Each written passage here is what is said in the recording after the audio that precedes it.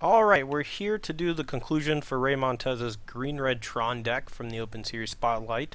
Um, there's a lot to be said about Green-Red Tron and its impact in the modern format. And to a lot of people, it's strictly negative. To me, particularly, I am not a huge fan of this deck in the format being legal. Uh, These don't belong over there by themselves. They should be part of the group. So, my opinion of Green Red Tron is not one that's held by everybody, especially people who actually enjoy playing big ramp decks. And, there are a lot of consistency issues in a lot of the games, and this deck will regularly lose to those against a deck that's pretty fast. We saw a lot of aggressive decks over the last few weeks, winning Grand Prix somewhere in South America that I forgot the name of. Um, Basically, Wild Nacatl is a big part of Modern now, and this deck can struggle against decks that do feature Wild Nacatl, especially ones that have a lot of a heavy burn element, with things like Boros Charm and the like. What I do love about this deck is that the cards in it are just so over the top powerful that it doesn't really matter, how far behind you are. If you are able to draw a certain card, you can come back in almost any game. The additions to this deck that haven't been in previous versions because they weren't printed yet are Void Winnower and Ulamog the Ceaseless Hunger, and I think that both those cards give this deck a cool angle of attack. So before, sometimes they played Kozilek or Ulamog the Infinite Gyre, or Gyre, or however you say it. And the new Ulamog being able to exile 2 permanents and costing 1 less mana, I think, is pretty huge for Modern. When you're playing the LD game with Karn and you're able to knock out 1 or 2 of their lands, sometimes the Ulamog coming down, a turn or 2 later just ends the game on the spot, and it's pretty huge, for a deck like this. We still have the standby Emrakul. If the game goes long enough, you're gonna find Emrakul and it's gonna close. There's not a lot your opponent can really do about it because you are hard casting it and getting the Time Walk trigger off of it.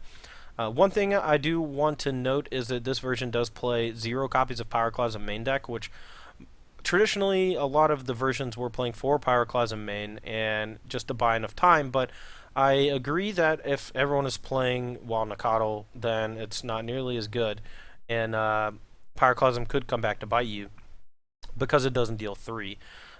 You could compensate for that by playing something like Fire Spout, maybe, but in matchups where you need to cast a sweeper effect that costs 2 or 3 mana, Pyroclasm is going to be the more consistent one that you can cast earlier in the game and buy you enough time to actually get to all your big expensive stuff. I don't love the fact that this version only plays 2 Relic of Progenitus. I do love the fact that this deck plays a second Spellskite. I think that Infect is a pretty bad matchup for Green Red Tron, and having the hammer of Spellskite early in the game against them can buy you enough time to start casting Karn and really just blowing your opponent's permanents up. So kudos for that. The 4 Oblivion Stone I particularly like, alongside the 2 Ugins, because some decks just present these oddball type artifacts, enchantments, things like that can lock you out of the game. And having a big way to get rid of them is important. Ugin doesn't necessarily, but Ugin can be like a big wrath effect. Like you saw the times where we cast Ugin, it was just game over for our opponent for the most part, and there wasn't a ton they could do about it because there aren't that many Planeswalkers seeing a lot of play in Modern, and so there aren't a lot of things like Hero's Downfall. You see the occasional Dreadbore out of the Grixis control decks, but it's pretty rare that you do see anything like that can actually just target and kill a Planeswalker. Generally, when people do play stuff like that, it ends up being stuff like Oblivion Ring or something that can just die to a follow-up Karn or Ugin and unlock the card that they shut down in the first place. So, this deck I think is pretty smooth, plays out really well, gets a pretty significant advantage I think from the new Mulligan rule. As long as you're not turn 1 Ancient Stirrings, which is pretty rare, honestly. You're going to usually love the Mulligan rule because this deck wants to consistently hit Tron on turn 3 or 4, and you want to be able to Mulligan hands without getting punished too badly. And I think that's going to see we're going to see a slight uptick in the existence of Green Red Tron because of that. We may not see Tron at the Pro Tour in a few months just because they've been known to try to shake up the format before the Pro Tour for the last couple years now. You know, they unbanned Wanakotl and Bitter Blossom 2 years ago. Last year, they banned Birthing Pod and Treasure Cruise and Dig Through Time, I believe. There might have been one more in there that I'm forgetting, but they take care of the cards that have been causing problems up to that point. And so far, I think Amulet and Green Red Tron and maybe Goryo's Vengeance, I think, are a little too powerful for Modern, in my opinion.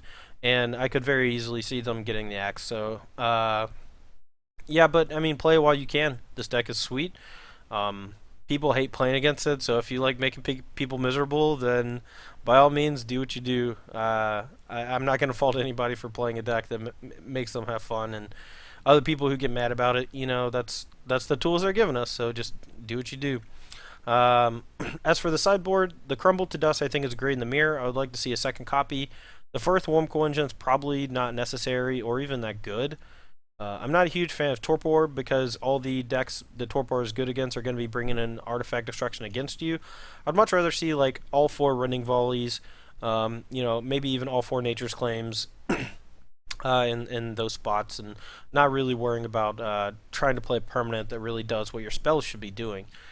Yeah, other than that, deck looks great. A lot of really powerful proactive stuff going on here.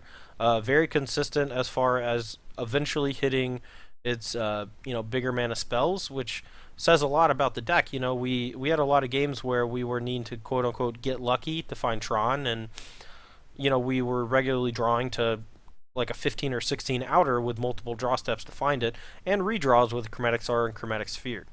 I would be very wary of ever trimming on Relic, Exhibition Map, Chromatic Sphere, Chromatic Star, Ancient Stirrings, or Sylvan Scrying, because those are the cards that help your deck actually function.